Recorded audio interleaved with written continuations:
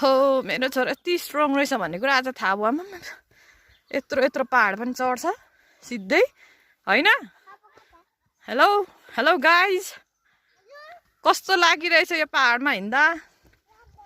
राम्रो हो। अब अझै कहाँनिर हिँडेर पुग्नु पर्ने हो हामी? त्यो कसो घर हो रुवान? कसो घर हो भन्देऊ न कबु दादाको भनेर। यो ठाडो उकालोमा गएर हामी यताबाट जानु पर्नेछ। कबु त्यताबाट पुगिन्छ। जाउँ हामी यताबाट आज। यताबाट हिँडौँ न। यताबाट पनि जाँदा पुगिन्छ अरे क्या यो ठाउँमा। ल ल रुवान जम्प गर्न लागिरहेछ यहाँबाट। यस रुवान चाहिँ एकदम स्ट्रङ भइरहेछ अहिले।